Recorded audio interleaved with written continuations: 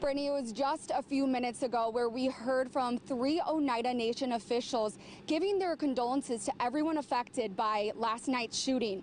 What we've learned just now is they're reaching to provide any necessary counseling service. WPS says some items to consider in your emergency kit are flashlights, extra blankets, hand warmers, bottled water, and battery-powered chargers for your cell phones. The distribution of the ashes on Ash Wednesday will look exactly like this. Members of Shawano Area Waterways Management tell me they are meeting with the Federal Energy Regulatory Commission next week to allow Shawano Lake to operate at 802.9 feet, where it's historically been for 30 years. Dr. McCarty says it all comes down to what you're wearing for clothing choices on how long you can be outside and listening to your body. The fire department has been on the scene for almost 12 hours now since they were first called here early Friday morning due to the amount of damage caused by the fire. Officials with the Manitowoc County Health Department say they've partnered with the Aging Disability and Resource Center to vaccinate homebound individuals and those with transportation barriers. One retired Oshkosh resident tells me she's excited to get the chance to be out and about again and meet people from all around the world. Lynn Hardy says by bringing the ice sculptures back downtown will hopefully bring support to local Appleton businesses. Jeff, Lawrence University student Molly Ruffing created the first of many program this past January with Kaukauna High School. Megan Kernan joins us in the newsroom to tell us how it all works. Megan. Brittany, Market Wagon is an online farmers market that delivers food from your local community to people's doors. DNR officials say to continue following restrictions as warm fronts move through the area this weekend. Live in Green Bay, Megan Kernan, Action 2 News. He was always smiling and always trying to help people, no matter what.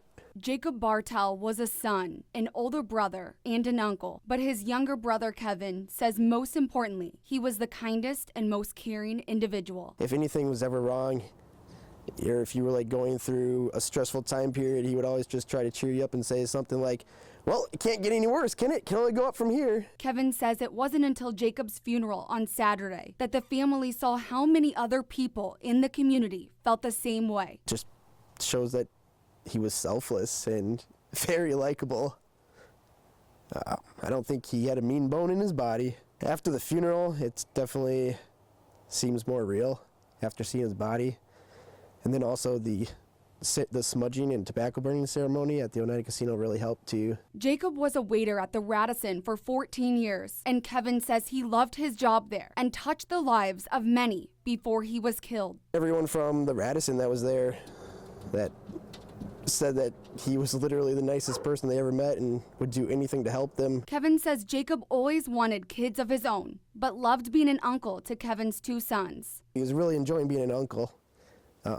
Went through his apartment the other day too and found 2 kites, brand new in the package, and I can only assume they were for Loki and Lucian. Kevin has helped start a GoFundMe page to support his family and to help pay for memorial services. We have a link at WBAY.com. I mean, it's going to hurt for a while. Megan Kernan, Action 2 News. Megan Kernan went looking for details after the developer put up a very visible sign of his frustration. Everybody's complained. I mean, it's just not right. For a decade now, Winneconne developer William Woody Garrow says he's been in a standoff with the town's sanitary district number 3. He's in a drawn-out legal fight over what he believes are unreasonably high sewer hookup fees. It came out that you had to pay $14,800 to hook up to the sewer that I had installed and paid for, and the town did not have one dime invested. Frustration reached an all-time high when Garrow put up a large sign at the entrance to his 16 lots at Olin Shores Estates. I've had tons of calls, and I'm up front with the people, and I say, hey, you know, it's $14,800 to hook up, and you got to drill a well for $10,000, and they say to me, well, you must not want much for your lots. I said, no, that's not the case. I'd like to get, you know, a payback on what I got invested. But officials of the town's sanitary district number 3 tell me they haven't raised prices or heard of anyone having issues with the cost. It's based on what it took to build the system, what it took to get everybody into it, and again, through the years we've increased with inflation, but stopped that. We capped it, and we're going to leave it there. Garrow says the village of Winneconne charges $850 for residential sewer per lot, and he says he won't sell any lots until the town's fees are reassessed more competitively. If they had the sewer hook up at the right price, let's say $850, you know, we'd have people in there building houses, and you know, the taxes would increase, and you know, just be good for everyone. The case is still in the appeal process, and Garrow's team is attempting to get a jury trial. Reporting from the town of Winneconne, Megan Kernan, Action 2 News. This is an issue when it comes to Election Day, and there is a very clear personal agenda. For years, we've been following Jason Panzier and his attempts to get a large manure pit approved for Ledgeview Farms.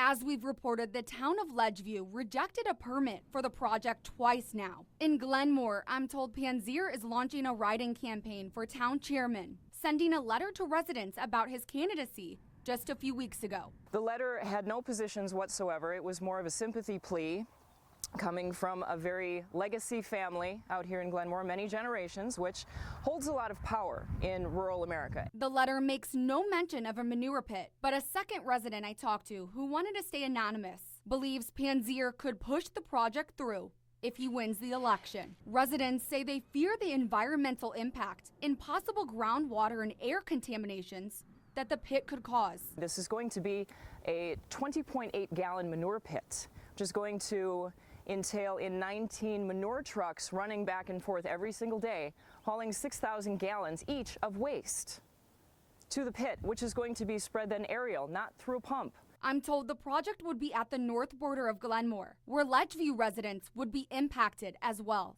I spoke to Panzier on the phone today, but he declined an official comment. It's problematic, and that's why we have to stop it.